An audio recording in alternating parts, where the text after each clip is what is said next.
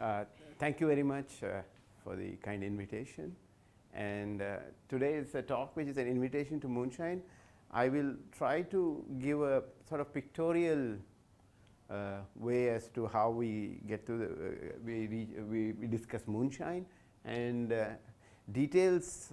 I don't think you can learn the details from my talk, but I think I'll give you enough pictures to which you can attach more concrete formulae. So Moonshine is not something which is well defined, but I like this definition which Borchardt gives. It just means weird connections between modular forms and sporadic simple groups. It can also be extended to include objects like infinite dimensional Lie algebras, complex hyperbolic reflection groups. Okay, so the classic example is a map that relates conjugacy classes of the monster group to modular functions of some suitable subgroup of SL to Z, and this was called monstrous Moonshine. In this talk, we will actually consider Mathieu Moonshine, which is a connection between the largest Mathieu group M24 and different kinds of automorphic forms, as I will show. And we'll also see a connection between a simple group, it's not sporadic, L211, and Borchardt-Cox-Lie superalgebras. I've got one request. Yes. Please assume that at least some of us are totally dumb. I assume you know nothing. Yes, good, thank you. I don't assume anything. Very good, thank you. Okay. So the first example here is rho is just some conjugacy class of M24, and from there you get 3 arrows. The first top one is eta rho of tau, which is some modular form of SL2Z. Okay, all these things I'll define, so just to know that these things. Another one rho is to a Jacobi form of weight 0 index 1. That's okay, and then the last guy is a Siegel modular form or a genus 2 modular form of sp2z. Okay, and so what I'll do now is the same thing. I will just give you how they appear in physics. Okay, so rho is a conjugacy class of M24. We do not know how that appears in physics. It just happens because it's not really a symmetry of the theory. Eta rho is a generating function of half BPS states, and psi 01 is twined or some variant of the elliptic genus of K3, and phi is the generating function of quarter BPS states in n equal to 4 string theory. So this is, so on one side we have a mathematical structure, on the other side we have a physical thing. And what the argument of phi? which phi? This. So it's a matrix, it's a period matrix, so it's a 2 by 2 symmetric matrix with some properties. All these things I will just describe later. Okay, so L211 Moonshine is something very similar, except now rho hat here is a conjugacy class of L211. Eta rho hat is a square root of the generating function of half BPS states, and psi rho hat is just half, and delta is also, it's the wild denominator formula of some Lie superalgebra. Okay, so this I will leave it as a mathematical thing, but I will again put some physical insight into this later. Okay. So the first part will be on Mathieu Moonshine, and then we'll do L211 Moonshine. There are lots of people who have contributed to this, and so the first authors are first set who to get this is me and my student Gopalakrishna, and also a little later by Eguchi Ogiri Sachikawa, and there's a lot of work by all these people. Okay, so I'll start from the setting. So what we did is we are studying type 2A or B string theory compactified on K3 cross T2, and this is dual to heterotic string theory on T6. So the point here is that there are 3 descriptions for this thing, the type 2A, type 2B, and heterotic. And I'll keep freely going back and forth, and I'll assume dualities. And first thing is that this is a 4-dimensional theory with n equal to 4 supersymmetry. Okay. You might say the supersymmetry is very large, and that was my objection to it when I started on this problem. But it turns out, and I thought I would look at it for a year or two, now it is 10 years. More than 10 years since I've been looking at this, and there's still structure there. Okay. So this is a 4-dimensional theory. Electric and magnetic charges in these theories are valued on an even self-dual lattice L of signature 6, 22. And SO6, 22Z is just the T duality group, and there's S duality, which is an SL2Z. Electric and magnetic charges are vectors here, so this will be a 28-dimensional vector, and both of them will be 28-dimensional vectors, and each transform as vectors under T duality group. and the quantization of the charges are such that half QE square, half QM square, which is QE dot QM belongs to Z, and QE dot QM belongs to also Z. So this is the quantization, and so I'll just call these integers N, L, and M, and further these guys form a triplet. They transform as a triplet under SL2C. So the object one wants to count is the degeneracy of electrically charged half BPS states. So these will have charges QE square by N, and so let D of N be the degeneracy. And in all these things, you don't count the what is it? You don't do it case by case. You look at the generating function. Ignore the 16 for a moment. It's just some degeneracy of some multiplet. So it's just some particular object called eta of tau power 24, and Q is just some variable. At this point, it's just Q is e power 2 pi I tau. Similarly, you can talk for half BPS, quarter BPS states. There will be 3 numbers you need: N, L, and this electric charge, magnetic charge, and this is the QE dot QM. And so if D denotes the degeneracy, again you can write some generating function, and this is phi 10 of Z. And now to answer your question, Z is just some tau, Z, and Z prime. It's a symmetric matrix with some properties, and I just define R to be e to the 2 pi I Z and S to be e to the 2 pi I tau prime, not tau. And so this turns out to be a very well known modular form of weight 12 under SL2Z, and this is also a well known modular form of weight 10, but for a different group. Again, I will define these things. This is just to know that these things came out of the blue, and Suresh, this will slow you down, but at least the first formula which involves eta is on the heterotic side. Yes. Easy to understand. Yes, I will show you. Oh, you will discuss that. Yeah. And then there's some DVV story. Yeah. But the DVV story is too complicated. So I will briefly show you how. I mean, I think a real derivation was done by Justin and Ashok Sen, and I will just show you. So they looked at it from effective field theory point. I mean, counting dimensions of moduli spaces, and it breaks up. And so we will see how that comes. That's the only DVV answer. So these things go back to DVV, and it is magic. From their viewpoint, it sounds like magic. So this is just a raw statement. Why does this charge square start with -1? So okay, so it's just the L0 minus 1, so it's level matching. So half QE square it's just matching level. Even though I've written this is correct, but maybe the charge is shifted. I'm trying to think, I don't know. But it starts with -1. No, it is -1, yeah. Okay. So these generating functions can actually be obtained by computing suitable helicity traces. I'm not going to discuss that. But you should know that it's some trace over something. It's some trace. So it's an index. This is a space-time index. And let G be some discrete symmetry of finite order that commutes with the supersymmetry. So you can do a refinement of this index. And so you have some Hilbert space, and G acts on it. So I just use standard things from CFT language, this box. For me, I mean, you should be careful about conventions. For me, this G insertion means put and insert it inside the trace. We will also do later putting something here, which means twisting the Hilbert space. So insertion of G, we'll call it twining, because otherwise, the word twisted is overused. Ashok and I also used to call it twisted, but it's really overused, so we'll call it twining, which is something Berdel uses, and it's a good one. Okay.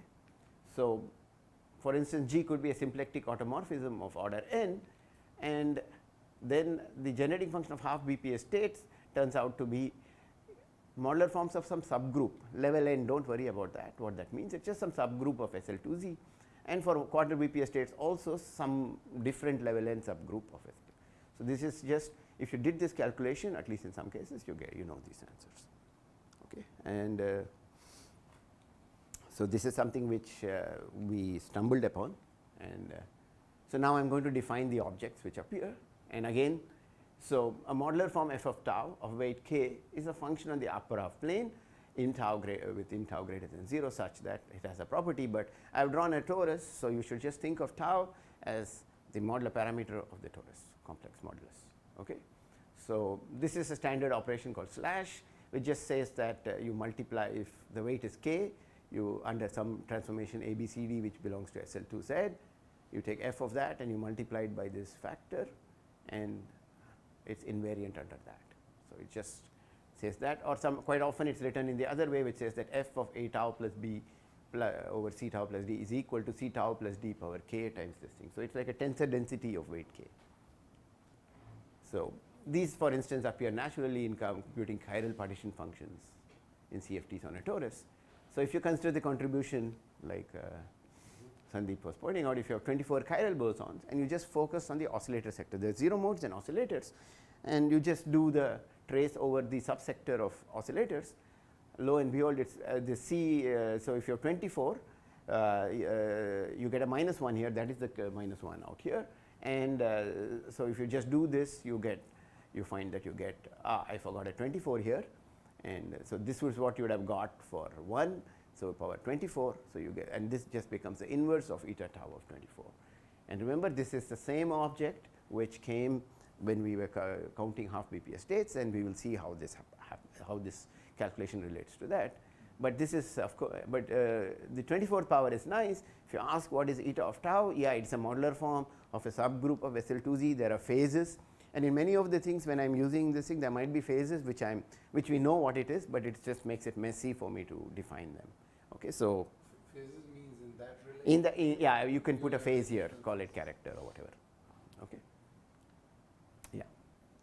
So let's understand that. So the heterotic string appears as a half BPS soliton in type 2A string theory compactified on K3.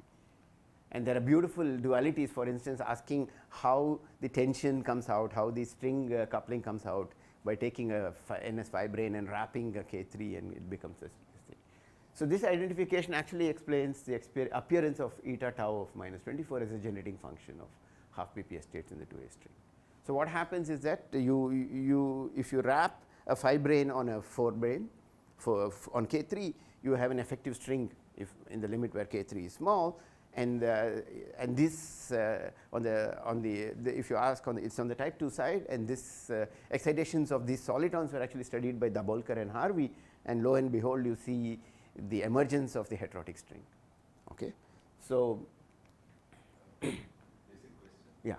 So how is K3 related to SL2Z?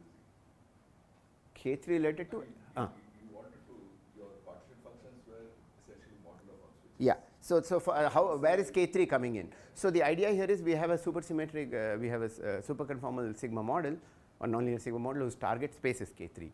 So we will be looking at maps from some world sheet to And this thing. then you're going to Yeah. compute some partition. Yeah. What I'm asking is basically, how is K3 important for the set of symmetries that you get? Yeah. So here it's the, let's put it the simplest example which will give you n equal to 4 supersymmetry. So we have other things when you do orbifolds of it. N equal to 4 supersymmetry will fix. So we're going to think of it as K3 cross T2. So that's where K3 comes. But if you look at it in the heterotic picture, there isn't a K3 there. K3 emerges. So SL2Z is the set of symmetries of a torus. Yeah, yeah. So the torus here is the world sheet. From the torus. Yeah. From the torus to K3. Excuse me. So this partition function is in some sense computing some moduli of elliptic curves in K3. Is that Yeah, you're looking at maps from the yeah.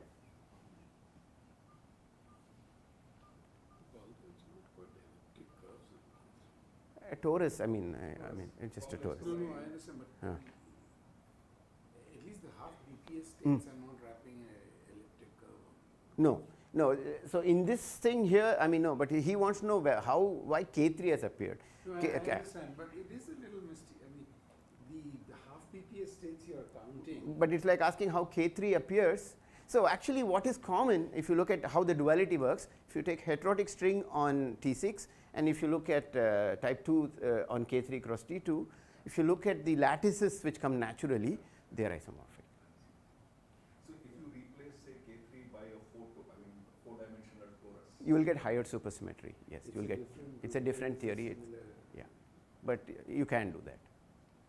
You probably get some interesting modular form there also. If you Yeah. Counting of 1/8 BPS states, etc. There there is something, yes. There seems to be some, that SL2Z seems to be sort of the minimal symmetry, and K3 is So, the it's, minimally symmetric thing on which you yeah. can compactify. Mm. Maybe there is. Well, I mean, the partition function is being calculated always on a torus. On a torus. Of something. That's right, but maps from a torus. Yeah. Torus is your domain. Yeah. Target is. Could be anything. Yeah. But even if you change that target, it will inherit the property of the torus, Yeah. which is the modular property. So, I mean, from the physics viewpoint, you want to say that, you know, S and T transformations, these are large gauge transformations which map, you expect things to go back to themselves in some sense, which sort of implies that your partition functions, the building blocks of partition functions will transform in a particular way, and the actual partition function in some proper string theory will be invariant actually. So, yeah. So, so this is what happens, and so now you can go ahead and ask, you know, you pick, let G belong to M24, which sits inside S24. I won't tell you much about M24 because it's a complicated object, but you can, it can be realized as a subgroup of the permutation group of in 24 objects. Okay, so that's something. So, so what I'm going to do is, so and what it does, let's say that this is a discrete symmetry and that permutes 24 chiral bosons. Okay, and the conjugacy class of any permutation group can be given in terms of the number of cycles. So this just says there are A1 1 cycles, A2 2 cycles, and A and n cycles, and of course the total number of things should add up to 24 because it's acting on a 24 dimensional vector. So this will specify the conjugacy class, and then if you just did a calculation, and this calculation is like kind of what you can give to a student in the first course in string theory, where you're computing, you know, you've done quantized a boson and you just take many of them and you make them permute, and you're just sticking at the zero mode, non-zero mode sector, and you do the calculation. It's a simple calculation, and lo and behold you get a thing which seems to know this cycle shape. The answer can be returned. In particular, you can ask what is eta. It's 1 power 24. That means the identity element which everything gets mapped to itself. So it's 1 power 24 is the cycle shape, and that this just reduces to that. Okay, and so, but now the thing is that of course this map holds for any permutation, but of course the theory has other. We didn't look at the zero mode sector. If you look at the zero mode sector, you will find other conditions. And but the interesting thing is to ask what permutations or conjugacy classes of S24 are actually conjugacy classes of M24, and there's a beautiful result. I didn't know about this, and so this I learned from Conway is that the cycle shapes or conjugacy class of M24 are special. They correspond to balanced cycle shapes. So it's like if you invert the thing, there exists an integer m, and if you invert the whole thing, this fellow will become, you know, in some sense an should be equal to a2 in simplest cases, so on and so forth. There will be a balance, and so if you have rho equal to 2 power 12, this has m equal to 4 because a1 and a2 are this thing. So if you put m equal to 4, so there's only a2 in that, so you will get 4 by 2 will go back to itself. So this is called a balanced cycle shape. So balancing in some sense means, so let's say that a1 and an are non-zero, the simplest case. Then what it means is that a1 is equal to an and m equal to n. But suppose you are in a situation where say a1 is 0, an is also 0 or something, or something. I mean basically a1 is 0, then you start with the next guy, and it will be balanced in a particular way. So this is just a formula. So what I have taken is taken the same integers but rewritten a new cycle shape that's the same as the original cycle shape. That's called balancing, and m is called the balancing factor. So should one think of these guys as some Beckett transformations, the elements of M24? What are they permuting? They are just there are 24 chiral bosons. They act as permutations on them. So by this only the conjugacy class matters. So I'll give you the cycle shape. So if you take 2 power 12, you pair them into groups of 12, and it will permute. Does that define the group? Huh? This condition? No, I mean this is just a property of M24. M24 is a simple group, and All the classes with this property. Uh, And only those appear in M24. I used to know the answer, I don't remember. So what is the order of n is? How many elements are there totally? In M24? Some 60,000 or something. No, I'm just saying. Ah. In terms of, so that's, so you said that there's. What is the maximum? I mean, No, total number of elements in this group M24. Ye- Basically, what is its relation to S24 in the X24? oh yeah, I mean that I just remember M24 having order of some 64,000 something. Yeah, I don't remember the index. Basically, what is the cycle structure? You were saying something about the cycle. Yeah, I'm saying, yeah, so it has 20, so I can tell you it has 26 conjugacy classes, so there are 26 cycle shapes which come. But they are not all of, I mean, for instance, something like this, 1 power 6, say, and 2 power, so 6 should add up to 24, right? So 6, 24, 18. Like this is not balanced.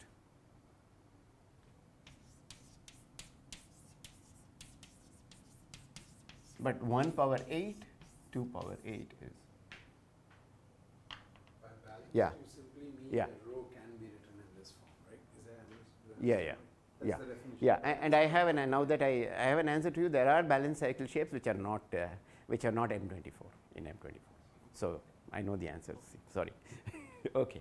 Sorry, just to make But sure. so- Go ahead. I mean, balanced cycle shapes presumably form a group, right? Yeah. So is there a bigger group than M24 that sits inside it? Yeah. I mean, yeah. But your M24 is probably simplicity along with. Yeah, all it's the simple. scalable character. Yeah. Simple. It's a simple group. Group is simple. It does not have any normal subgroups. Okay. Sorry, just to make sure, the Yeah. definition of balanced is that, There is- such choices of rows such that, or Yeah. conjugacy Yeah, classes but, where yeah. for which you have integers m. Actually, it's only one way in the sense that all balanced cycle shapes need not have anything, need not be conjugacy classes. So M24, there are examples. I Yeah. understand, Okay. I Okay, that's all. But, all right, just to understand, you pick A1 to AN, Mm-hmm. and then if that row can be written like this, then you say it corresponds to Yeah. balanced cycle. Yeah. All right, Okay. thank you. So Your similar. last slide is about the moonshine, right? Yeah. So Yeah. some of this group should get transferred to the modular group and it's. Yeah. You will see. We'll see how it goes. Okay. Yeah. Just So- to, again, sorry, Yeah. M24 is this monster group. or what No, is it's the Mathieu group. It's the largest Mathieu group. It's one of the first. Mathieu found 5 sporadic groups, and M24 is one of them. Okay. So the thing is that so here in this computation here I was just doing we were just counting half BPS states, and so we had done only some specific examples, and I was searching for cases when the order of G is prime. I didn't know the meaning of the word balanced. I didn't know this thing, but I required some condition because electric and magnetic charges should have some relation. So I was putting this extra thing, and I had actually solved for the case n equal to 4 by guesswork and ruling out. You just have to. There are not too many things which can solve. It turned out to be unique, but I didn't know the answer for that. But at some point, by some fluke, I happened to see a paper. I mean, was for some other reason I was looking at Damit, Kislevsky, and Mackay. That's when I learned that the picture I had of what I wanted was balanced cycle shapes. So, but of course, this is a standard, well-established object, so it was well known. And this was after Monsters Moonshine, people started looking at other groups. Mason and these 3 authors also looked independently, and there was a Moonshine, and this is their Moonshine. But for us, it is counting half BPS states. Okay. So the next object which I am going to discuss is Jacobi forms. The picture you should have in mind is a torus with a point on it. Okay. So it's a 2 variables. The first variable is still tau, the complex parameter, and z on a torus. Under modular transformations, a point on a torus will transform like Really this. sorry, you can tell me later, but Yeah. it's been explained to me a few times. But I understand, okay, you have some big discrete groups, sporadic group, whatever. When you say moonshine, what exactly do you mean by that? Okay. Associated with a group. Yeah.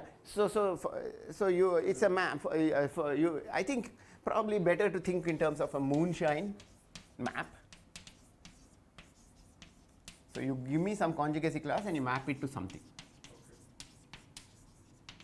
that something on the right side, We'll keep changing. yeah, the something on the right side sits inside what PSL2 So no. So it depends. So here I'll give you three different objects. First I've already given. So for M24. So for M24.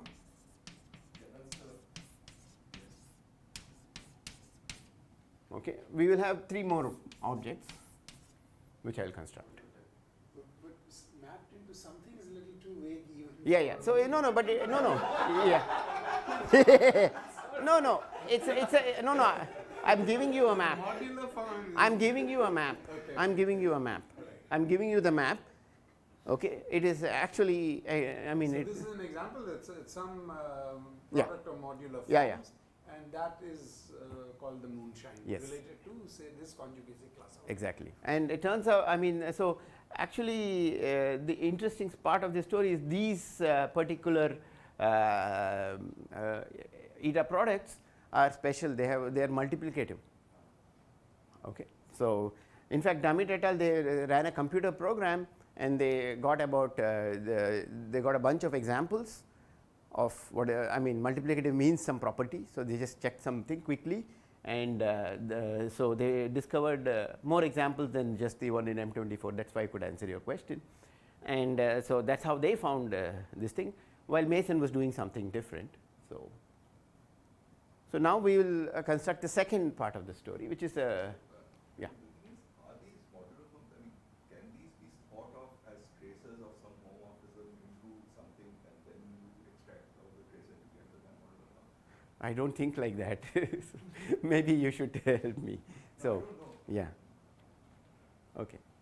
No, I mean, essentially this association, it seems very mysterious. That's Yeah, no, I mean, the weird thing, I mean, the more I see it, the more mysterious it gets. But I mean, at least many of these, we are able to complete the story. And but for instance, we still don't understand why the full group M24 appears. But I mean, if you look at the, so okay, let me ask so you look at the collection of stuff on the right hand side. Yes. Eta row, Yeah. etc. Mhm. And range over all of row. yes. Can that whole package of information be put, is there some extra structure on that set of, Yeah. So I mean, the correct statement is there exists some natural module, yeah, okay, on which these are traces, I see. and that is true in all the cases. Right. Yeah. That's the biggest extent. Hmm? That's the biggest. Yeah. In this case, it's just the oscillator algebra. In this case. Yeah. In this case, it's very simple. Okay. So this object has extra data. So tau goes. So it's okay to think of these as coming as traces of operators on Yeah. some module. Yeah. And these are characters. So. Yeah. So in fact, you can do this. I mean, you can write this, or its inverse. You can write it as some, let's say all the characters of all row belonging to M24 with some multiplicities and q power. I mean chi. You can write it like this. Sum over n. Want that thing to be labeled by row. Hmm? Something like the Hecke algebra. There will be Hecke operators coming. You will see. Yes. Okay. So this is the so under modular transformation, tau goes to a tau plus b upon c. This is a standard thing which we saw earlier. So adding a variable, I need to tell you how that variable transforms. So that is z goes to z upon z tau plus d. This is given to you. And a Jacobi form G of weight k, and now there is an extra thing which you can do because there is a variable m, it's called index, and it transforms.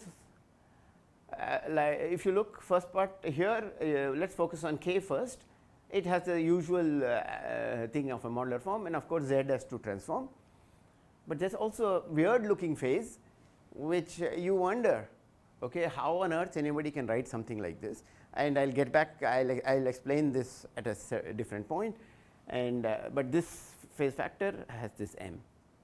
But it's also on a point on a torus. We know that if you can shift by tau or 1, you go back on the same point on the torus. So this this is extra property, elliptic transformations. So G will be such that it transforms almost to itself, but there is this phase. Sorry, so this M, is it related to the level of the subgroup inside the set? No, it's a different object. Yeah. You're still getting some character there, right? I mean, This is just a definition of what a Jacobi form is. There's nothing more. It's just a pure mathematical definition. But I mean, I'm just giving people intuition that think of it as a torus with a point on it. Okay. So classic examples are Jacobi theta functions. These are of weight half and index half of some suitable subgroup. It's not the full group.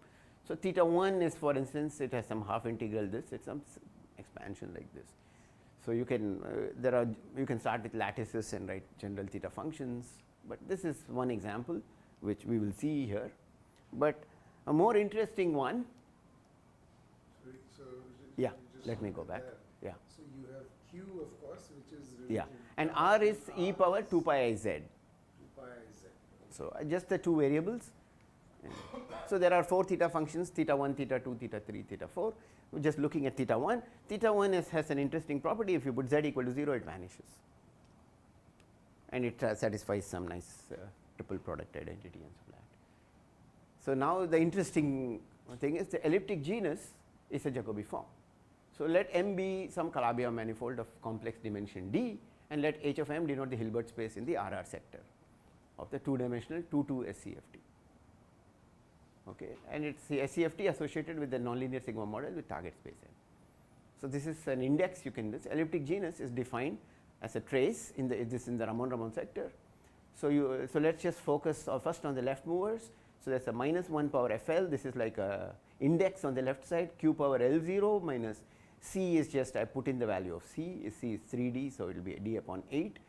And then you see that it's not an index anymore because there's this Z variable, and that is multiplied by the U1 charge, because the 2-2 CFT has U1 left and a U1 right. But on the right mover side, it's really an index, because there is no Z bar or anything. So in particular, this object will be, because it's an index, only the ground state in the right moving sector will contribute. So it's not a function of Q bar, and it's only a function of tau and Z. Okay. And of course, if you put Z equal to 0, it becomes an index, and it will be like a miracle. It just becomes a number. It will give you the total number of ground states. Okay. But in this instance, if you put Z equal to 0, the number has meaning. It is the Euler characteristic of this target space. So this is like a two variable generalization of the Euler characteristic of some Calabi-Yau dipole. Okay. So classic example is the elliptic genus of K3. Tau equals 0, that's also called something. Tau equal to 0, what does it mean? I don't know. Hmm? You can do various values, so you get other things. Yes, there are two, 3 different things. Signature, Hilbert genus. So I'm just doing the easy one. Yeah. Yeah.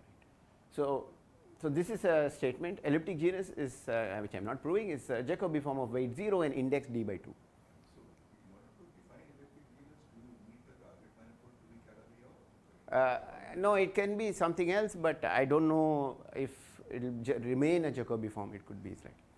Well, you at least need supersymmetry in one half. Yeah.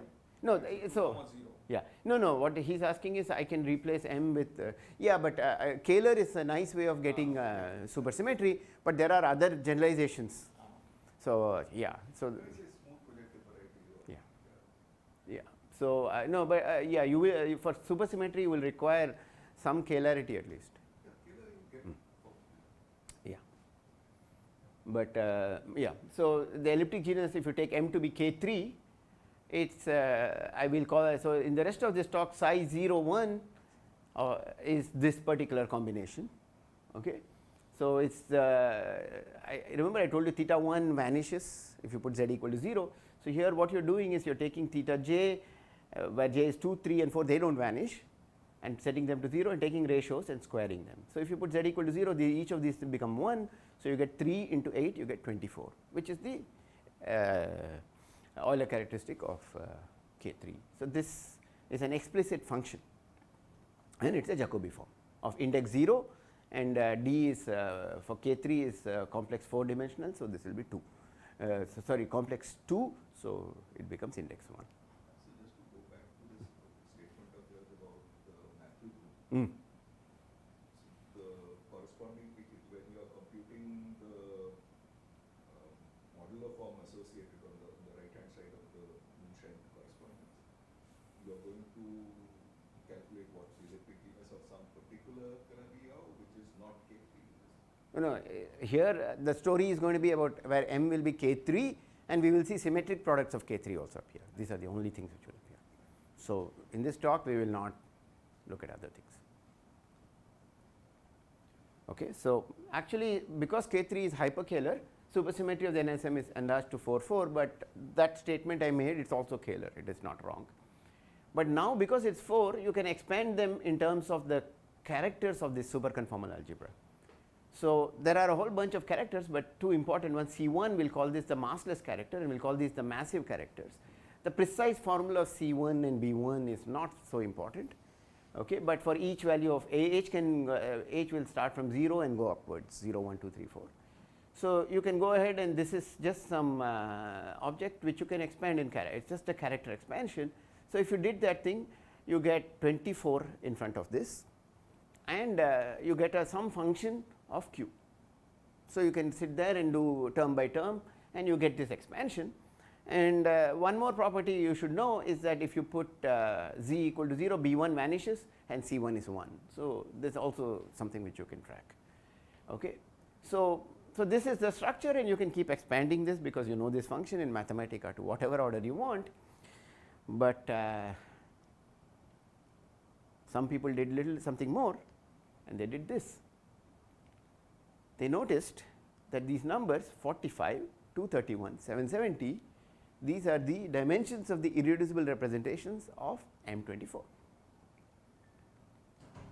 So obvious guess is just go ahead, replace 24 you write as 1 plus chi of 23, that's a 23, that's the smallest representation, and then you go ahead and write these guys like this. But actually 2 chi 45 actually means chi 45 plus chi 45 star, because there are two 45 dimensional representations, 2 231s, 2 770s. But actually the interesting thing about this whole thing is that this it's the coefficients of sigma are even, so you can divide by 2. Sorry, just to make sure. So Yeah. the coefficients are the dimensions of the irreps of M24. Yes, yes. So you go ahead and replace them by the corresponding character, and you get something else, and put that. You just keep track of that. So that's what one is doing here. So rho is tracking which one. If you put rho equal to 1 power 24, it becomes the previous thing because it just becomes identity. If you go ahead and you get this sort of expansion, The smallest dimension is how much? 23. 23. Yeah. How is that related to, say, the monster group and you have the Leech lattice? So the Seems to be too much of a coincidence. yeah, no, but yeah, so there is this whole construction which actually from M24 you go to Conway 1 and from Conway 1 you can, but that's that is the route which one can take. This seems to be sort of some induced representation in one dimension. Yeah. There should be some. Yeah, okay. Too much of a coincidence. Okay. And so, sorry, just to understand, rho is now what exactly? Here? It's some, so you take any element and its conjugacy class is some cycle shape. So there are 26, it has 26 conjugacy classes and you have 26 such possibilities. So for each of those 26 you take the atlas or whatever character table, you plug those in, you will get some numbers here. You are computing this twining genus now, right? Yeah, this is the twining genus. So for Twined by element G. Twined Yeah. by Thank you. That's what I was Yeah. I see.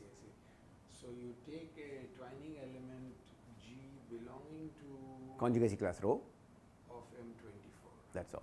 But sorry, so I make sure, what is the action of M24 on your 2,2? It's just some symmetry which commutes with supersymmetry, that's all I'm going to say. But M24 doesn't have a natural action on Yeah. that, So in the early days we just said you look at symplectic automorphisms, but symplectic automorphisms, first thing is their order is restricted, they have to be order 8, and if you specify the order, there's exactly, so this is a result of Mukhai, and so you only see a subset of these things, and it will be in M23, there has to be at least, so there are restrictions. So it wasn't obvious that it should work for all of M24, but But I'm even more remedial. But even does M23 have a natural action? even at some point in the modular space. yeah, but not even even M23 doesn't exist. Some the biggest people have been able to construct is some M20, M20 is really not this thing with some factor in front, something else, some 2 power something. Point in modular. Yeah, but there is no point in moduli space where you get all of M23 or all of M24. But one would imagine something like, you know, there is one point where you have this symmetry, there's another point, there is another symmetry which don't commute, and then Yeah. when you combine them to form a bigger thing, somehow should be M20. So in fact, because its index, it doesn't see this position where you are, and it should have to respect the average. so in fact, Catherine Wendland and Anne Thormin, they have actually done that. So they've gone to 2 different places and they actually constructed the 45 dimensional representation. But the action of M24. Yeah, by taking the 2 different points and Oh, I see. getting that. So So I'm sorry, I'm still a little confused. If you don't have a natural action of M24 on the superconformal theory, how do you compute this genus? yeah, you cannot. But now this is the key point. But you Mo- wrote an answer for it. Oh yeah, I'm writing an So answer. that's just conjecture. That So is- yeah, wait. So this is a conjecture. So the conjecture is that there exists some module on which if you do this weighted trace, okay, you will get this. You will get this function. That's what it says. Okay. Okay. No, but the point is that there is no action, so there is no module. No, but wait. You conjecture that this happens, there exists. At some But for point, yeah, it's a- no, it exists in general. Now you are at some point you can, so you know for some, so like I said, you will know for 8 of the 26 conjugacy classes, surely you know. Okay, but now there is modularity, which is a key. So You can repeat put of the 26, why? because those they can be, they are realized as symplectic automorphisms. Okay. And then you can enlarge it by going to quantum symmetries, which Gabardiel et al. Done. So you can get a few more. So, but what you can do is it's like just you sit there and make it work by brute force to order 400, say. That's what people did. They were able to get these things and fix it. Because modular forms have the key advantage of working with modular forms is if you specify its weight and some group, etc., then you will find that it's a finite dimensional space. So you need only a small number of coefficients, it fixes all of it. Okay. So this was this is a conjecture which was verified to some fairly high order. I think it went Eguchi Hikami went up to 1000, but eventually it was proven by Gannon. But the proof, it's a proper proof, mathematical proof, but it's not a constructive proof.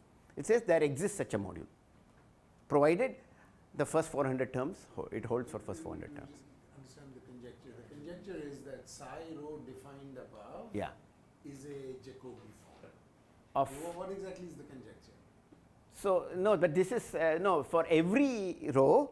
Yes. There, so you have a bunch of 26 Jacobi forms which fit into this formula here. This two. That's the conjecture, right? That take any row which is Yeah, a particular conjugacy class of Yeah. M24, define the object above. Yeah. This is a Jacobi form. Yeah. But you know, at this point there are only one of each representation coming, but as you go ahead to larger and larger values, it will become reducible. So in fact, at q power 6, it's the first instance where it breaks up into two different sums of representations. Okay, and in fact, there are 2 solutions to it. In fact, Eguchi and EOT guessed the wrong one, and it was fixed later on consistency grounds. Didn't you understand? I thought.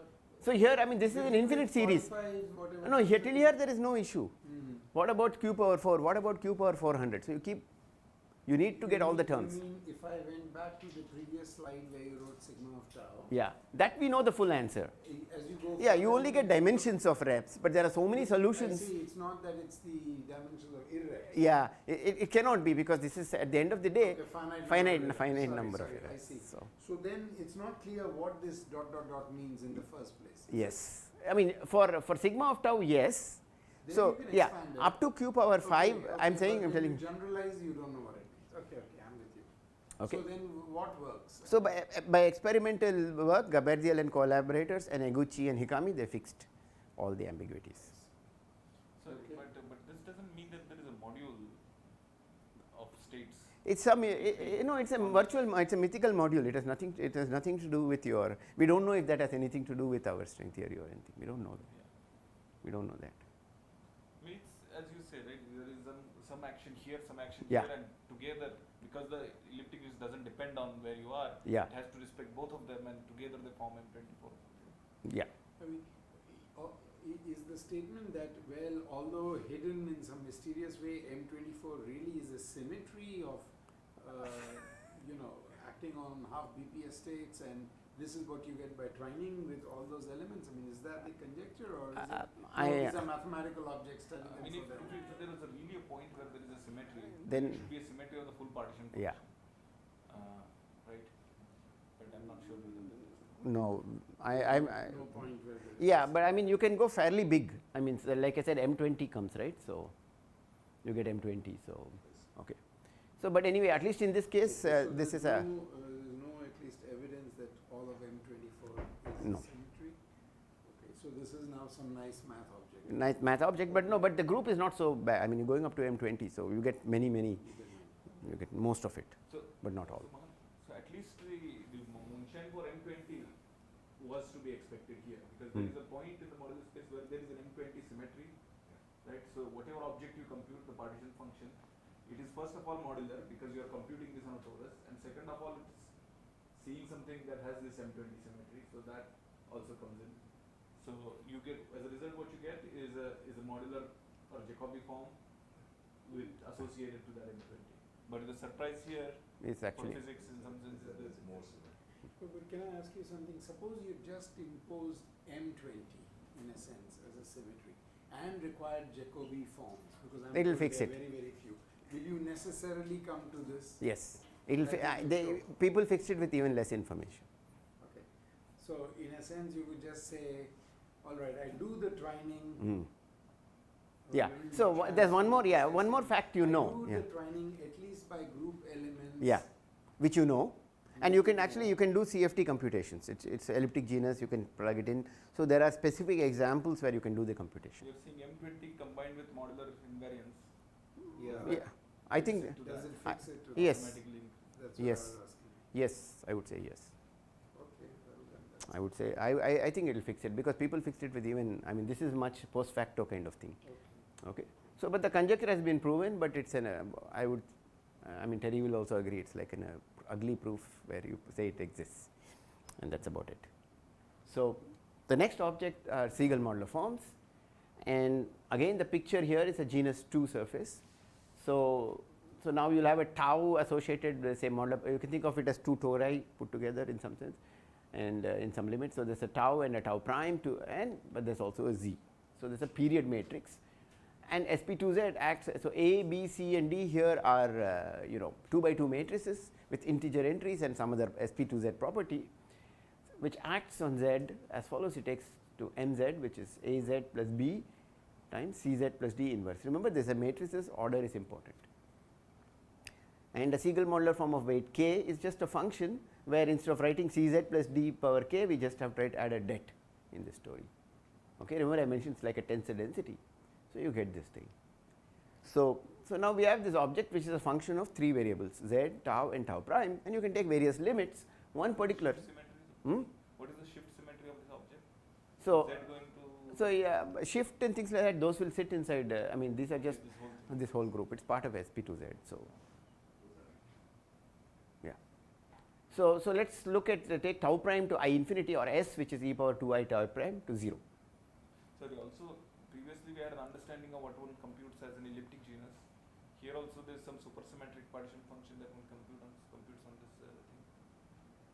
Yeah. So if you did the analog of the oscillator computation on a genus 2 surface, No, but how do I preserve supersymmetry and things like that? which one? In elliptic genus it's very easy. You just write -1 to the x. Here it is not going to be elliptic genus, and this is not going to come from first quantized string theory, whatever we are going to say. But I am just saying that this is just to give you a picture. Okay. Yeah, it doesn't come from that. So this is just a transformation property, and again there's only one parameter k. But now if you do this thing, so s is going to 0, so we can do a Taylor expansion in the variable s, and because of shift symmetries it has to come through s, not this thing. So you get something like this. So now you can see the coefficients are not numbers but functions of tau and z. And if you ask, look for the subgroup of sp2z which preserves this condition s tending to 0, you will recover the two transformations of Jacobi form. One was modular transformation, which is just tau goes to tau prime, a tau plus b plus, and z the shifts of z, all those things that forms the Jacobi group. And these objects here are precisely Jacobi forms of weight k in index m. So, if you did not know anything about Jacobi forms, here is what you would have, and you ask how the sp2z transformation which preserves this will make this transform, all those funny phases will come. In particular, very nice thing to remember is that if you multiply it by s power m, all the phases go away. The phase comes from s being multiplied by phases. So, all the funny phases go away. So, I'm sorry, this is just a technical statement. If you remember how Jacobi forms transformed. So sorry, before you go there. So there, yeah. Something more immediate. If you can just go back to that. Yeah. Okay, you've got tau z and s. S I understand is e to the 2 pi I tau prime. Capital Z had what? Tau 3. and z.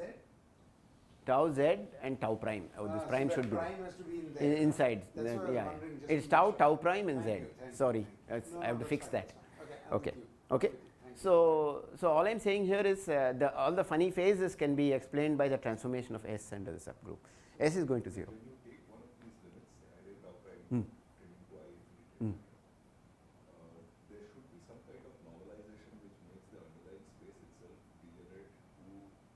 So this is the collection of this is 2 cross 2 matrices. Yeah.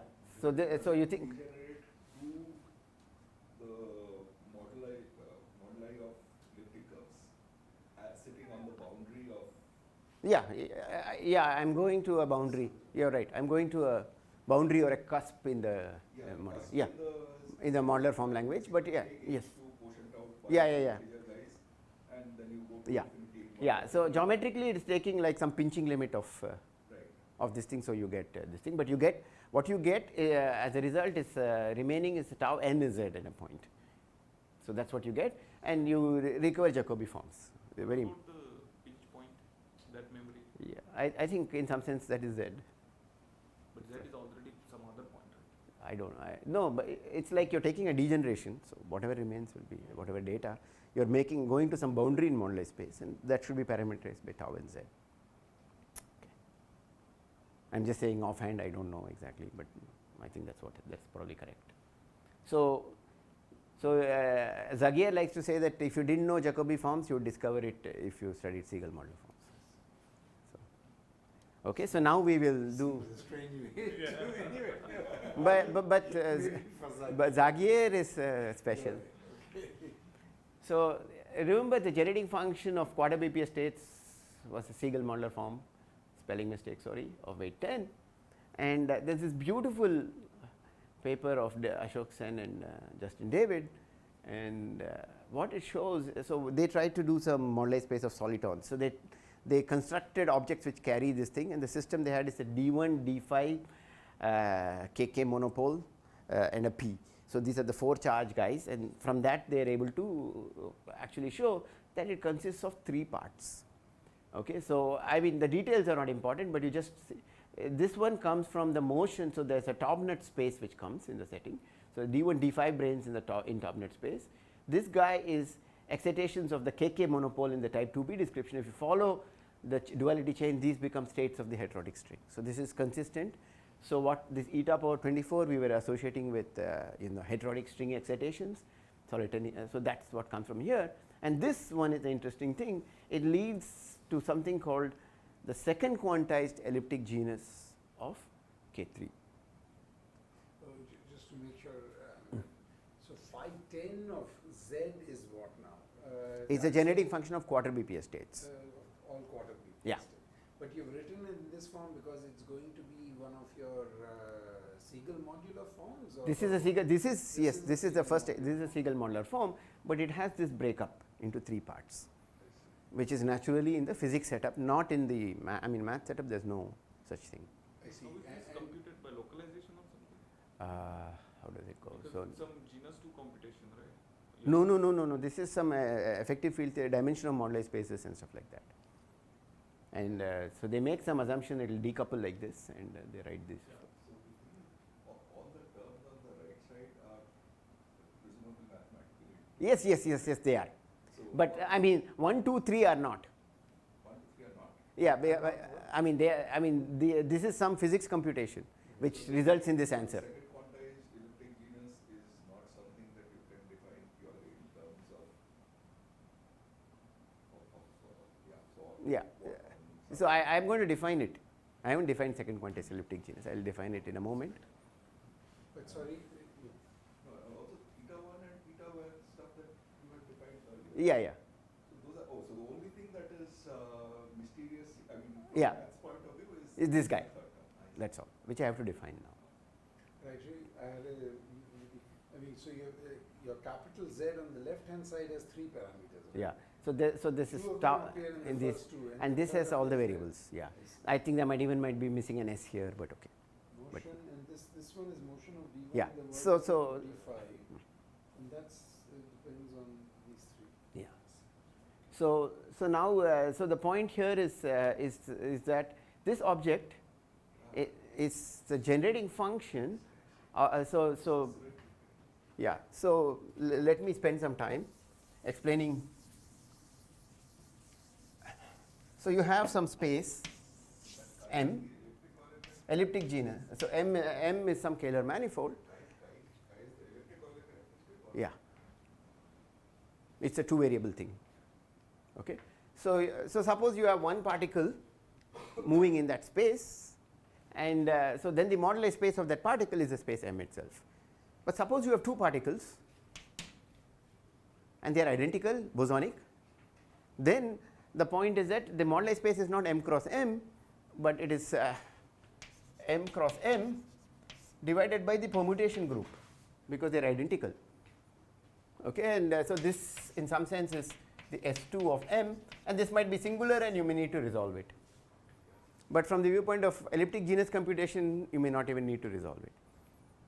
Looking at something like k points on and Yes. So yeah. So this. So the mathematical term is this: the Hilbert scheme of 2 points on this space. But from physics viewpoint, it's just 2 particles.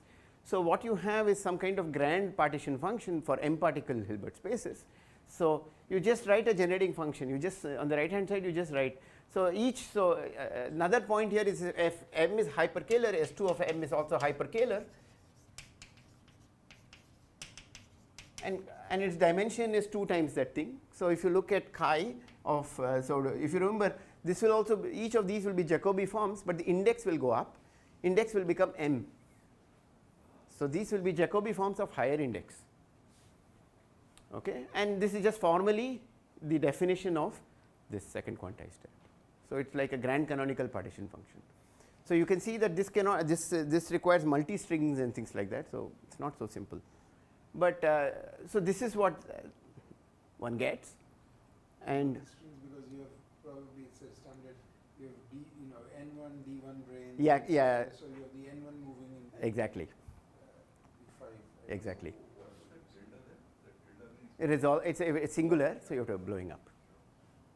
So okay, so this is this is work of Dijkgraaf, Moore, Berlinde, and Berlinde. So they have defined this object, and so I already explained this. So if you have M of them, it is just this. It's a moduli space of M identical bosonic 0 branes moving on M.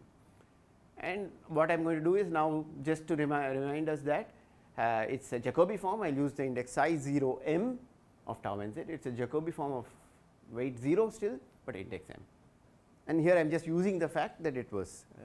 So each one, separately one can do this thing. But is there any understanding from the string point of view why these 3 products assemble themselves into this nice Siegel modular form? Just Why should, yeah. Because the way you put it, they were very distinct. Yeah, yeah. Well, why does that combine to become a Siegel modular form? That's not obvious. Something that is associated with genus too. Yeah, that's. I mean, that's. It could be some function in 3 variables, but that it's modular is not trivial. In particular, it's some symmetric also, right? Yeah. Tau and I- pi. Yeah, yeah. So you need to prove some things, and you will see that is one of the. Moonshine, etc. never directly address modularity. Modularity is something we are putting in. Even that thing, problem of solving all the thing for M24 conjugacy classes used modularity in some sense. Okay, so coming back to this, so this S2, so you can do it as a symmetric orbifold, and this is kind of a fun exercise to do this thing, and so what you get is just yeah. if you go back to the previous slide, if you take just the one variable, so S1 One, yeah. which is M, yeah, M itself. M itself, then you get back your Elliptic genus, yeah, yes, you get back your Jacobi, exactly. right? So So the punchline is going to be that this particular Jacobi form psi 0 1 determines the rest. There will be miraculous replication formulae, etc., and we will see those things, and so that's what happens. So Given some elliptic genus, if you take this grand canonical elliptic genus, one can always associate this to some Siegel modular form. elliptic genus by itself, for instance, if you went to 5D black hole, that thing is not modular. It doesn't. So in the 5D black hole, in this thing, you take a limit. These terms drop out. These two terms are not there, and the answer is just this. So by itself, the second quantized elliptic genus is not modular. there's a space, all of this can be packaged into M contained in M cross M mod S2 contained. Yeah, exactly. That's the Some n variety yeah. or Some elliptic but at the end of cohomology. There's an underlying geometric Yes, yes. Right, but at the end of the day, miraculously, it is obeying properties of something that you defined on a genus 2 surface. that is your domain, right? Yeah. No, No, the it's thing not. that you mentioned, It's domain not. was always a torus. Yeah. You computed elliptic genus on a torus, you kept computing it for higher and higher symmetric products, computed this grand canonical sum, and the end result is something that you computed on the genus 2. Yeah. This is what was. Absolutely. Okay. So these are like sum over twisted sectors. So if you take symmetric orbifolds, there will be two sectors which are just partitions of n. So there are exactly two sectors, and there will be two terms which will come. First one is I guess this is 1 square, so it is just psi 0 1 whole square, and this term you can rewrite it as some T2 is some, you can write it as some this is an Hecke like operator, and what it does is it gives you Tm acting on psi 0 1 output is something which is index m, weight is 0, okay, and and it is this operation. But the key point here to remember is every term here can be written using psi 0 1. If you knew the elliptic genus of K3, you know it's the elliptic genus of all symmetric this thing, but the formulae look very this looks very this looks simple, but you go ahead and go to higher and higher values, it becomes more it becomes very cumbersome. Okay.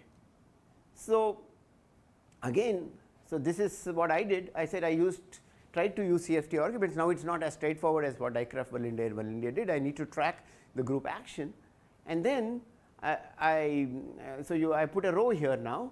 So this one goes through, but here if you come and see, what you find is it's not enough to give me psi 0 1. On the other side, I get psi 0 1 of row A. So let me explain what. Suppose rho is given by the conjugacy class of G, rho A is the conjugacy class of G power A. So I need now, once I start doing it, I need other genera. I need more than one twining genera. And there's some funny action. This thing is not only acting on these variables, it's also acting on, so it's like some vector valued Jacobi form on which the vector it's acting. And I didn't understand. So, sorry, so we are describing that Siegel modular form, Yeah. 1 over 510. yeah, so now my idea here is, no, yeah, Sorry, if you just Yeah. go back to the previous yeah, slide. that's what I did, yeah. Just so I understand, no, just one more, if you don't mind, really sorry. Okay, so up till here I was with Yeah. you. Then what was the psi which appeared subsequently? Yeah, so How does that connect to? yeah, that's what you look at the m equal to 1 term here. Yeah. That is chi of S1 of m, which is m itself. So it's chi of m, and put m equal to K3, it becomes psi 0 1. That becomes psi 0. So the first term is psi 0 1. Next term is S square. That's the one which. Yeah. I'm So sorry, but the point is the coefficient of S square is is determined in terms of the coefficient of S. I got it. Yes. That is the thing. And now what I want to do is I want to refine this. I know how to refine this. I know this has no refinement required. G never acts on this. This gets refined because this sees the K3. This has something to do with the orthogonal space top net. But this should see it. And so one is trying to track them. And so your idea is in this way to try and define some generalized Siegel. Yes. And yeah, so that should be this answer. And before I did that, we knew the answer. That should be some analog of phi 10. So we are looking for, so far what we have is we have started from rho, we got eta rho of tau, we have got two variables, and now we want to ask, is there, the idea here is to write something which would be and then you probably come to this, and I'm sorry, will there be at least for some restricted class of rows which belong to some subgroup of the monster or something, a physics problem to which this would be an answer? yeah, yeah. So many of these cases we actually knew the. I mean, so for instance, independent of all these ways of looking at it, the first Ashok Sen and Dilip Jatkar computed some examples of for particular symmetries. They actually did a calculation of generating function. They did some threshold corrections, which is a different way of thinking, or additive. They just guessed some things. But sir, on genus too? Yeah, so they wrote out quarter BP. They wrote. Genus 2 or for similar? No. So they just said for specific examples, the generating function of quarter BPA states were known. So people who wrote did a few of them are this, and me and my student, we did a few. So they did the prime cases, we did the non-prime, a few examples, but not everything. Okay. And you encountered these generalized? No, we didn't know these answers, but we already had candidates for these guys, for some. Okay, let me wait. Yeah. So what I am saying is that some of these were known. I mean, independent calculations, which is not. I am not following this line of thought. Some of these meaning, If I the generalizations you are now going to describe were known to occur in counting problems. Yes. Yeah. Some of these, yes. Just like some of these appeared. The same class. Wouldn't you expect this phi type object to have more labels like rho? There are 2 cycles. I mean, no, there are only so many labels.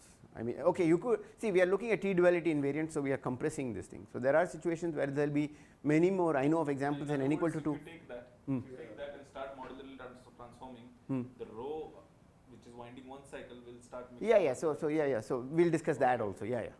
Absolutely. Okay. So the point is that there are formulae like this for all of them, and it looks complicated, but so again I've just written out this. So let me go to the next slide. But this is amazing thing. There's a master formula which subsumes everything. Okay, and so what that says is that so the right hand side is just what we wanted to compute, and the left hand side is just this Tm operator get exponentiated.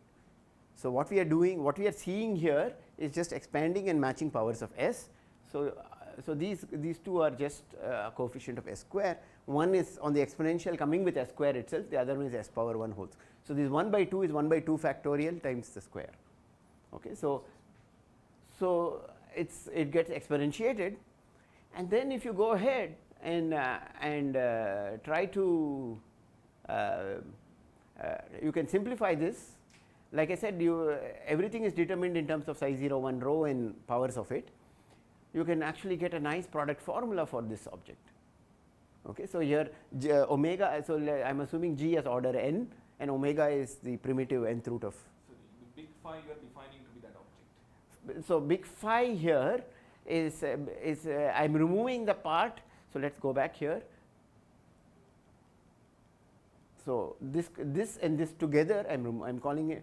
So this by itself is a modular form, but this is a Jacobi form. So I'm putting these two together. Probably I define it somewhere, but okay, I'm dividing by some object to get so that I'm only left with what is the elliptic genus part. And that is supposed to match now with that. Yeah, it matches with that. And the C alphas are just completely written in terms of coefficients. Actually, it's the discrete Fourier transform of the coefficients of this guy. But why? How do you know a priori what was big rho, big phi rho? A priori, how do you know what is that? I thought you would take that. So the idea is that no. So here's the deal. So I assume that I know the action of G in psi 0 1. From that, I can actually, using arguments from CFT, I could establish these formulae. Yes, that I agree. Yeah. Now I thought maybe you will take that you will add to this or the other stuff that is necessary to make it. Yeah, that is this fellow. Yeah. Yeah. And now you get this big phi rho. Yeah. But what I'm going to Then say you now. check whether that's a Siegel modular form. Yeah. So the question here is, are these Siegel modular forms? Okay, and this product formula which is written is not standard. Okay, so this is the question. So we knew for specific examples, but the story was incomplete because nobody proved that it was a modular form, and so finally, so this was a conjecture which actually me and my student had done many years ago, more than 10 years ago, but finally we proved, I mean this was proved by my student Sutapa in her thesis, and so here is the final answer. To every conjugacy class rho of M24, there exists genus 2 Siegel modular form of weight k, which is of this thing, and of some level n subgroup of sp2z such that its 0th Fourier coefficient, that means it is just this fellow, which is just that, if you remember, this was the top net part and this is the eta rho, and the Jacobi form which is first is the ratio. If you took the ratio of these two guys, this is the proposition and this is proved. Okay, so let us see how the proof goes, but before that we should look at how people construct Siegel modular forms, and this is what we used, me, Ashok Sen and all these people, we use these things. So you, first one is you start from this guy, so you have rho, you have eta of rho, but multiplying by this same thing is like the data is the same as eta of rho, and then you do what is called an additive lift.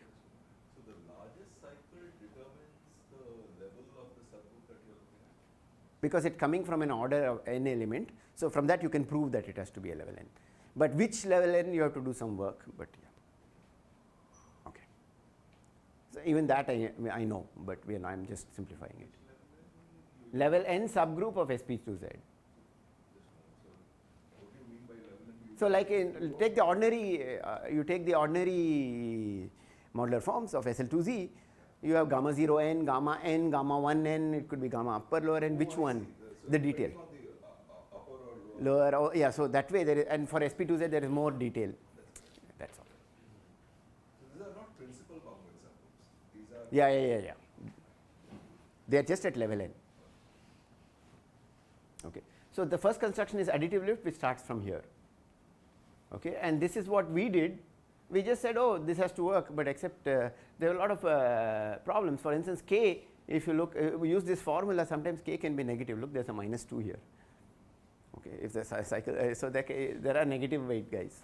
So this Doesn't Siegel work. modular form is a bit puzzling for me. I'm not very familiar. Yeah. So what is physically, what is this lift that is giving me a genus 2-like behavior? So, so this is just a mathematical construction. Actually, I don't. Why is I mean, this working? mathematicians tell you it works. There's no, understanding in terms of. This one I don't. But this Boucher's product formula, at least in some cases, we will see, relates to the second quantized relativity genus story. This has a physical thing, but this doesn't. Okay, so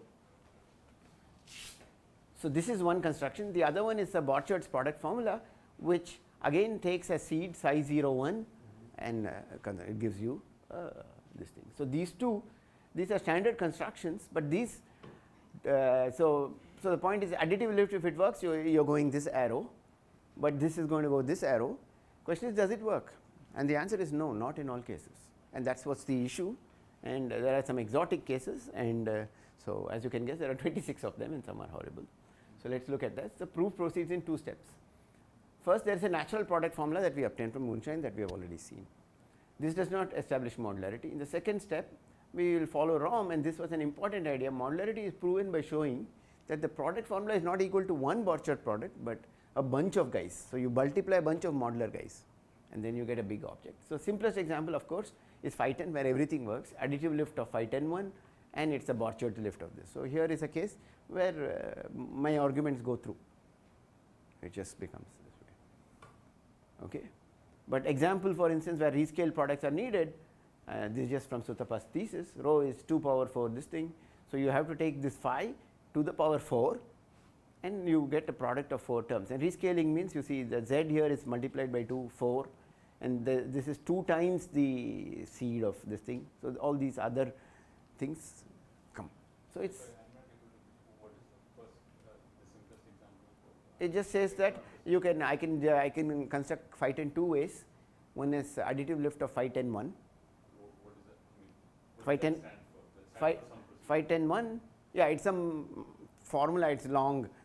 but I can write it for you. I mean, it's some bunch of Hecke operators. It's a standard, I mean, it's a formula which will give you a Siegel modular form. And the right hand side is? Right hand side is this formula.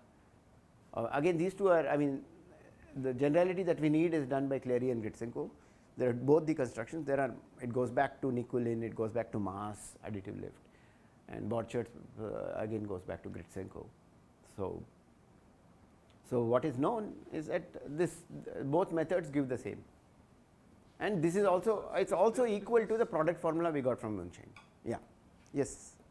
So it's unique, this thing associated to It's unique. It's unique. Okay.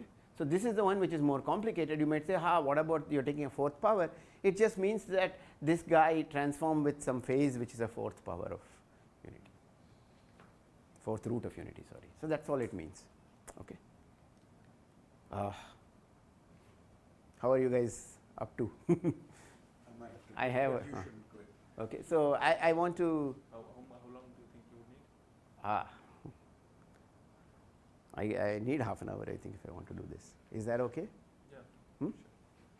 I'll have to. Oh, yeah, that's okay. Thanks. Thanks. I'm sorry to Okay. So slow you down with questions. yeah, it doesn't matter. No, the idea is not to complete my talk, but to do something. Okay. So this L211 is again something like this. So it's, you start with some conjugacy class of L211, and you again map to some eta products. The map is similar, but the properties of the etas are different, and you get another kind of Jacobi form, and you get these guys, and these guys turn out to be square roots of phi. Okay.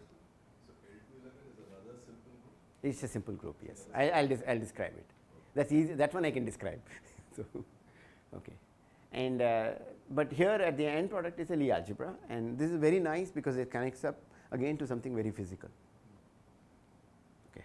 So the square, first we look at the square root of the Igusa cusp form. Gritsenko and Nikulin, they showed that delta phi of z, which is square root of phi of z, and you can check that this has no, everything has integral coefficients and everything, is associated with the Weil-Kac-Borchardt denominator formula for a Borchardt-Kac-Moody Lie algebra. Mouthful, don't worry, everything will be defined for you. Okay. And it has a Cartan matrix which is given like this. Okay. It's a rank 3 matrix with one negative eigenvalue. If you remember usual Cartan matrices for finite groups, no, it's positive definite, this is not. So this raises a few questions. Does this have anything to do with the physical problem that we have? First question. Does the square root make sense for all Siegel modular forms that we constructed? Because we have one for every conjugacy class. And if yes, is there a BKM? So before I think just wait for 1 second. So the answer is, just 1 second, I'll give you the answers. Yes, yes, there is this thing. Second one is does not make sense for all, but for L211, there are two different L211s, for them it makes sense, and for each of them there is a BK. Okay, that is the answer. Now you can go. Now Sandeep, you may go. Okay, so I just need to define things again, sorry. It's a totally change of gears, but doesn't matter. So we'll just do ordinary Lie algebras. All of us know that a Lie algebra can be decomposed into the Cartan and the R plus and R minus, the positive and negative roots. So like J plus, J minus and J3, which we do for SU2, it's exactly like that. And the simple roots, if the rank is R, is E alpha I is 1, 2, 3, 4 R, they provide a basis for R plus. And the Lie algebra in a particular basis called the Chevalier basis is just H commuting, this is the Cartan generators, H alpha, E alpha, these E's are eigen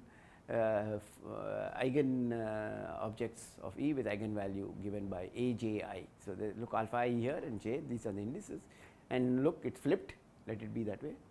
And E alpha and E minus alpha, these are this is a positive root, negative. If you take commutators of them, you get the Cartan. So this is the standard this thing, but this object A here, Aij, is the Cartan matrix. So quite often you you start with a Cartan matrix and you try to construct the Lie algebra. So you write all these things, and then if you do it that way, you have to impose some constraints. So this just says that if you do aij when I is not equal to j is always negative, so 1 minus aj is some positive number. If you apply it so many times, this becomes a relation 0. That's a Serre relation. So you have to impose those relations, you will get the Lie algebra starting from the Cartan matrix. So, so Cartan matrices are typically symmetric. There's a larger class called symmetrizable. That's not relevant for us. With 2 on the so we will just take with 2 on the diagonals and negative or 0 entries for the off diagonal terms, such that aij is 0 implies aji is 0. For symmetric, this is true. The Cartan matrix can be obtained as the inner product of these roots alpha I and alpha j. So you just define it in some particular. You can also define like that. So given a simple root alpha I or E alpha I in my other notation and a beta which is associated with this guy, the Weil reflection of this thing is defined. So what you are doing is, so suppose you have a plane like this and you want to reflect something in 5 minutes. okay, then I should quit. Try to Okay, so I think I will skip the Lie algebras, but I will give you the physical setting of this problem, and then I'll stop. Okay, so how do we know these guys make any sense? And so you look at so the quarter BPS states can decay across some walls. So you ask what are these walls, and Ashok Sen in some beautiful work worked it out, and he focused on these. Since they are codimension 1, you can restrict yourself to some subspace. So he focused on the heterotic dilaton axion lambda, and these walls are circular arcs in the upper half plane parameterized by lambda given by some equation. Okay. So the arcs intersect the real lambda axis at 2 points B A and D by C. So every wall has 2 fractions, 2 rational numbers associated with it, and the rest of it is this thing. But if A is 0 or C is 0, these become straight lines. So you have circles and this thing. So here is the case for heterotic on T6. It has exactly 3 walls, and this is hyperbolic space. So these two meet. So it's a hyperbolic triangle. Okay. So Cheng and Verlinde, this is a beautiful work. They showed that the walls of marginal stability get mapped to the walls of the Weil chamber of A BKM Lie algebra, not D. That's what they showed. And they had this map. So you start from the, so every wall has a bunch of 2 intercepts. These are the things from which they are able to write it in this matrix form, and the norm of this root in this matrix form is just -2 times determinant of alpha. And if you work out the Cartan matrix of these guys, so I have given you so you can see I have associated with this straight line -1 0. So I put these things, so you can see you get 1 root from here, 1 root from here, 1 root from here, put them together, and you ask their inner product. We know their norm, so from that you can get inner product, you get this thing.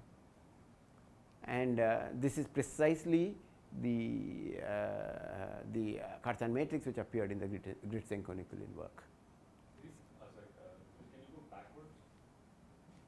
If I give you a matrix, I think it might be the Cartan matrix corresponding to a particular BKM. So Yeah. You can start. Quite often you start from the Cartan matrix. Yeah. So this Okay. as an algorithm. Yeah. There's a whole algorithmic way, which is what I was going to develop. Sorry, but just to connect to the previous thing, this elliptic genus etc. that I want to compute that I did for K3 is what is being computed here? Here it's just the walls of marginal stability. So what will happen is that these will be these would be zeros. So you study the zeros of the of phi or 1 by phi the pole. I mean you look at the poles of that thing, and these will be poles. So every time there is this thing, there will be a pole. So that's the structure. So that's an additional property which we will require from the Siegel model forms, and they do have that thing. So I will skip all these things. So now I'll just stop here by saying that if rho hat is some conjugacy class of these 2 things, so there's a nice construction which starts from M24 and goes to these things. All of them have the same Cartan matrix, but they differ in a sense. There's a whole construction of Borchards where he puts in something called imaginary simple roots, and so once you do that, so they have the same real simple roots, but they have imaginary simple roots. They will differ, and all these examples they have something common ground, the common ground is because the physical intuition is the following. These are associated with twining genera. You don't expect twining to change the walls of marginal stability. So, it is saying that the walls do not change, but other things change. That is what it is saying. And so, you get this whole picture, and so if you take the square of this, you get this thing. And so, you get these are Jacobi forms, two different Jacobi forms. Additive lift does not exist always. So, this is the full picture. So, I think I will stop here. So, these are walls of chambers for orbifolds, etc. So, let me just go to my last slide.